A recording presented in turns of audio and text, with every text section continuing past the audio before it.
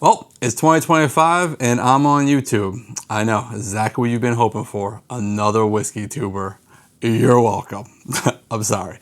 My name is Carlos Garcia and this channel is basically going to be about my life. I just named it Carlos Garcia because that's what it was already called. And a lot of my friends try to give me different names. Degenerate, something degenerate was in all these names. Great friends I have. But most of it's gonna be like 80% is gonna be like whiskey because I have 1,200 bottles and that's pretty much my biggest hobby right now. But I'm mixing some other content like cigar stuff for sure, gun stuff, prepping stuff, travels. I'm going traveling a lot in the next couple months. So I kind of want to learn how to do like travel video type things, and that's kind of like what I want to do is a whole channel. I'm planning on moving to Portugal in a couple years, and while I'm out there, I want to do more like YouTubing type stuff. And I'm learning as we go here. So like I've never edited a video before. This will be the first video I'm ever gonna edit. So I kind of want to learn all that stuff over the next couple of years, I guess, before I move to Portugal, so I know what the heck I'm doing while I'm out there. So that's the channel, I guess.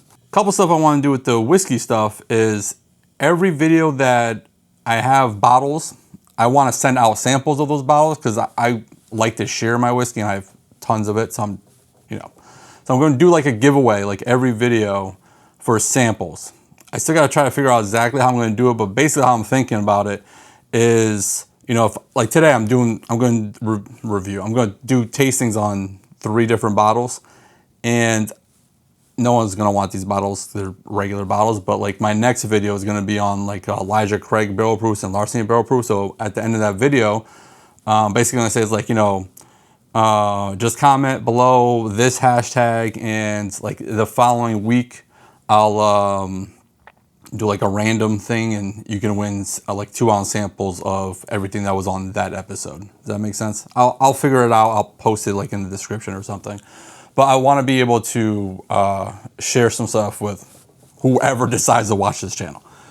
And then another thing is like I'm gonna have an Excel spreadsheet or a Google Doc, I think it's called. Something that you can click on in the description all the time. And it's just gonna be a running list of all the whiskeys I review. So if like in the future you wanna go back and like, oh, what's my notes? What's my score on whatever bottle? It'll be up there. I know like when I first started getting to whiskey, and I would watch YouTubers, and I would be like literally drinking the bottle that they're reviewing to try to figure out if I get the notes. It would have been helpful for me if I was able to like just check something really fast to look like an Excel spreadsheet. I have an Excel spreadsheet for a lot of stuff. And today's video is basically, I just picked 3 random bottles that are pretty much shelf stable. 1 maybe not so much, but 2 for sure. And just kind of going over like, if my palate and your palate are the same, not the same, do we get the same stuff on certain bottles? Do I like this compared to you like it? You know what I mean? Because a lot of YouTube, I watch a lot of whiskey too. And some people have similar palates to myself, right? That's English. And some don't. And someone's like, oh, I love this bottle. And you're like, oh, you get that bottle. It's like, this bottle's trash. And he's like, well, it's because your palates are very different. So I figure for the first episode, let's just, talk about nosing and palates on some random bottles. So the first one, it'd be Mellocorn, which I might already get some hate because I don't like this. Now, I haven't had it in a while, and I've owned this bottle for at least 2 years, and there's that much taken out of there. So we'll see, because actually the second bottle, I have a funny story about that bottle too, but I remember me and my wife, I guess you guys could probably see it. Me and my wife had this a couple years ago, and I remember both of us not liking it so much, but sometimes bottles open up, so we'll see. So it's just corny. I know, it's a Mellocorn, right? I get some peanuts, some vanilla, and some corn. It's like, I want to say it's young. It is bottle bond, so it's at least 4 years old. I'm sure it's exactly 4 years old, but it doesn't smell terrible. I'll say that. Let's try. It's not as bad as I remember it. It's like peanutty, like vanilla. There is like a taste at the end I don't really like the finish. It's like bad peanuts, if that's the thing. Like not like burnt peanuts, but like just like almost like moldy peanuts. Let me try again. Yeah, it's not bad. Well, you know what? It's well, like a $14 bottle. It's super cheap, so it's actually pretty decent for the price. The finish kind of just like gets watery at the end. So the front's like peanutty, corn, vanilla. I get some corn right now. Trying to think of like the exact corn, but it's like not like popcorn. Just I don't know, corn on cob, I guess, but without the butter. Like I don't know, crazy people out there eating corn on cob without butter, but yeah, it's not bad. Got a little fruit there, almost like a purple grape. You know what? It redeemed itself. I purposely picked this because I was like, well, let me pick a bottle that I know I don't like. So I'm like, well, if you like this, I don't like this, but it's not bad. You know, it's especially for the price. It's definitely not bad for the price. So I guess I'll be like a lot of other whiskey tubers and not finish my glass. So I'll go to the next one. So the next one, this one might be a little bit more allocated. This is the Maker's Mark French Oak 46 cask strength. It's the batch 2301. A 110 proof, 110.3. So this one's like way deeper, like darker. Like I don't want to say like dates, plums, that kind of dark. Like I get a lot of those notes like on like wine finished stuff. Get a little cinnamon, charred oak, I guess. It doesn't have that strong of a nose to me. Let me go back to the milk corn. Yeah, see, this is like almost peanut buttery now. And this is something I like to do. I like to like go back and forth on the nosings because I feel like that really helps, at least with my nose. Yeah, this is just sweeter. Yeah, that became more peanut buttery, which I love peanut butter, so I'm not gonna complain about that. Yeah, this is just darker. Let me try. Maybe it'll help me out. That's pretty damn good. I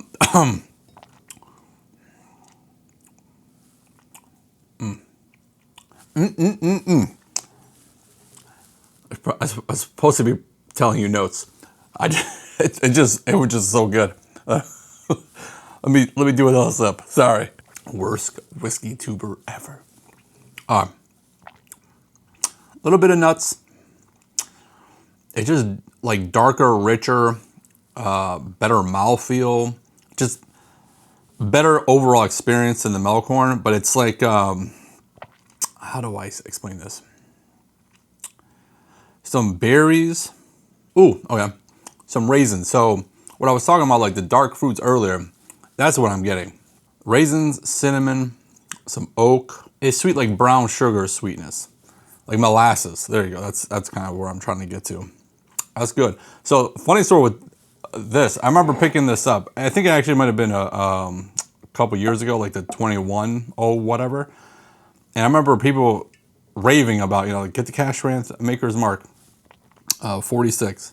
Get it. And I remember having the first pour of it, and it was like that dank cellar, like moldy cellar. And I don't like that. I know some people love that. I remember trying it. I was like, why do people like this? This is gross.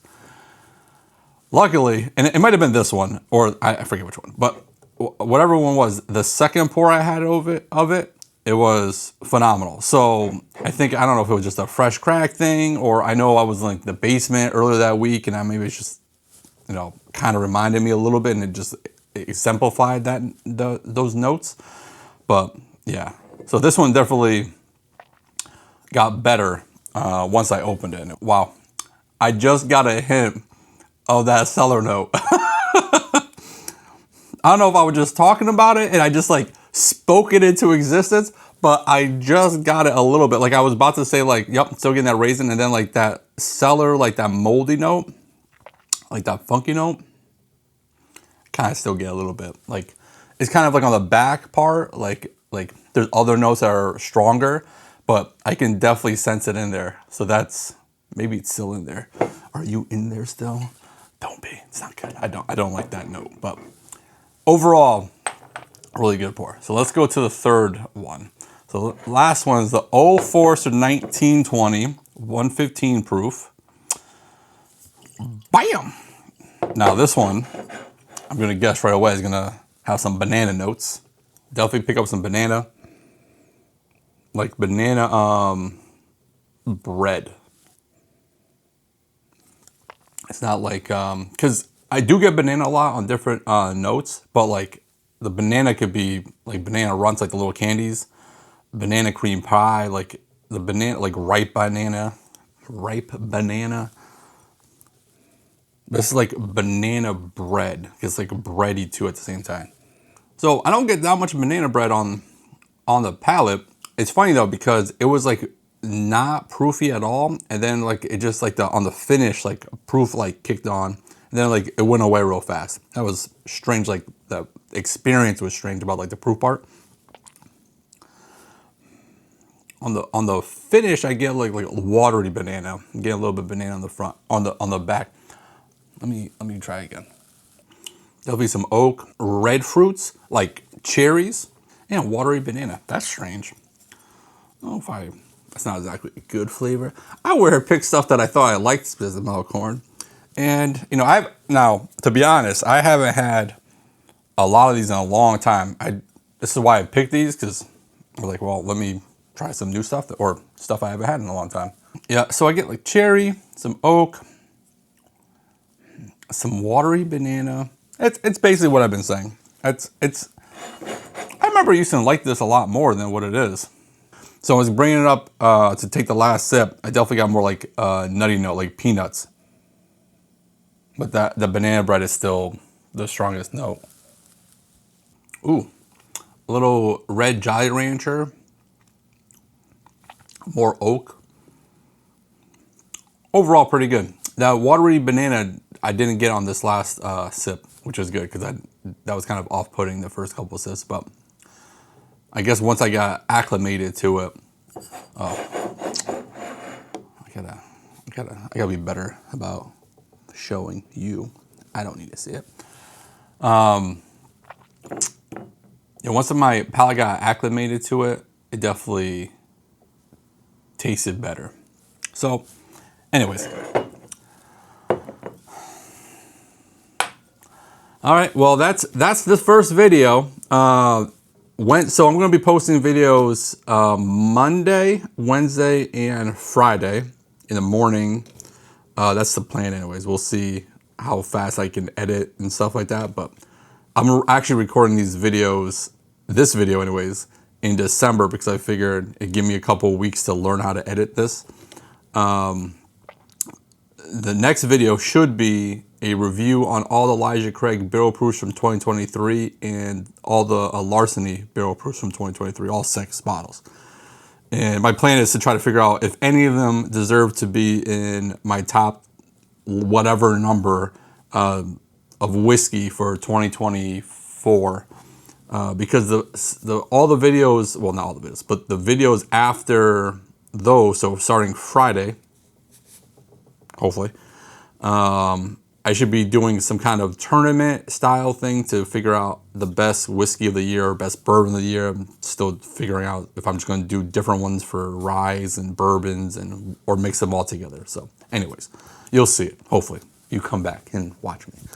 So that's it. I'll see you on the next one. Bye.